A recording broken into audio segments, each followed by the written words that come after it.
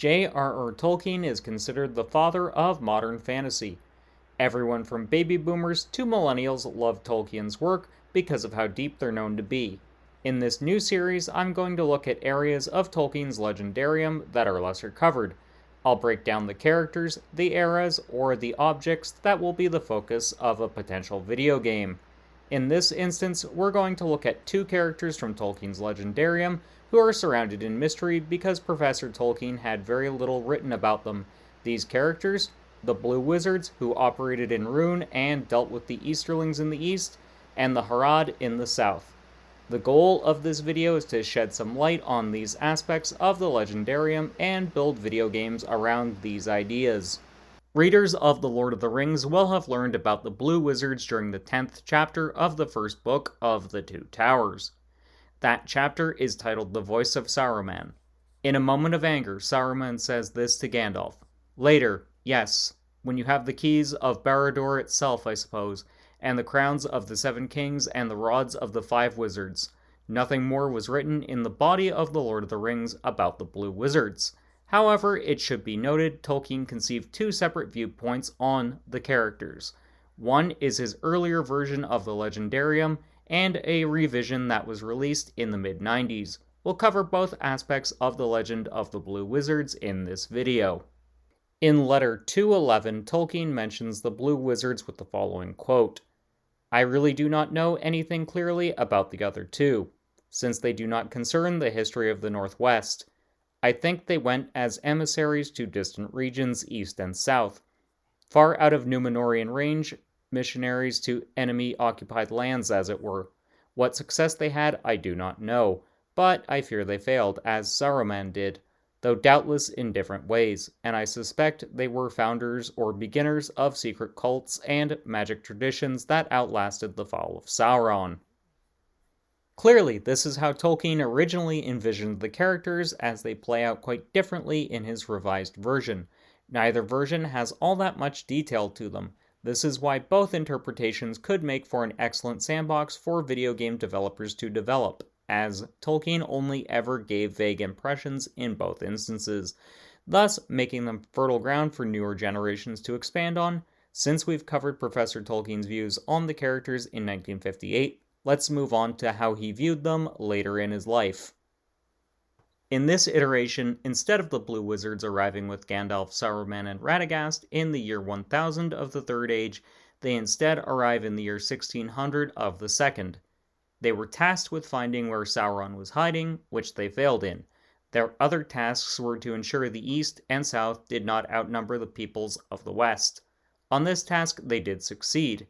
Tolkien also gave these characters names in this iteration, and I know I'm going to butcher them, so please forgive me.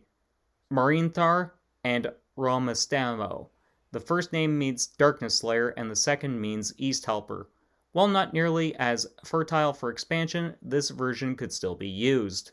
This is where we get into the meat of the video. How would I personally convert this into a video game?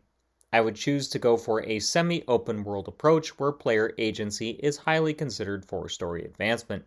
Basically, think of a game like Bethesda's Skyrim or CD Projekt Red's The Witcher 3. In my proposed game, choices would affect the ending you get for the two Blue Wizards. Travel too far down one path and you'll see the wizards fail in the goal given to them by the Valar. Travel too far down the other path, ensuring the Easterlings and Haradrim are unable to become as large as the peoples of the West, and you get the ending Tolkien proposed in his later writings.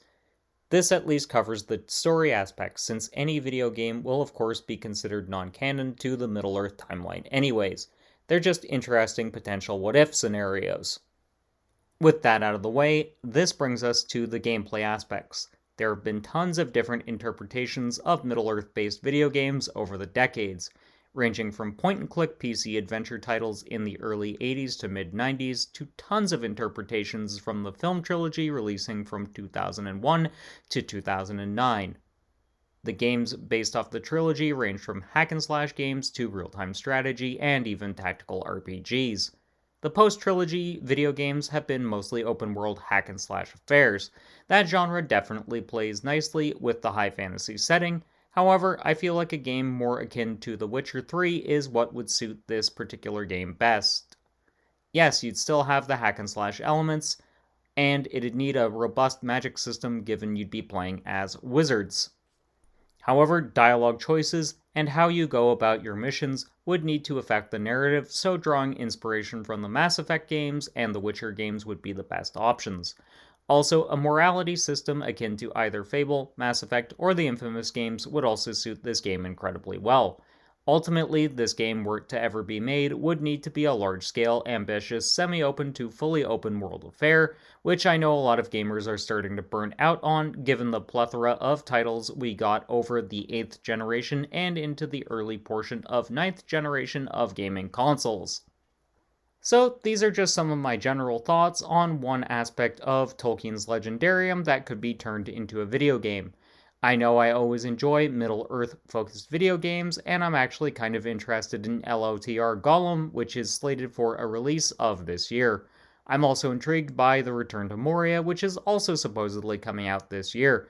But I'd love to hear your opinions on potential areas of Tolkien's Legendarium you'd like to see adapted into video game form.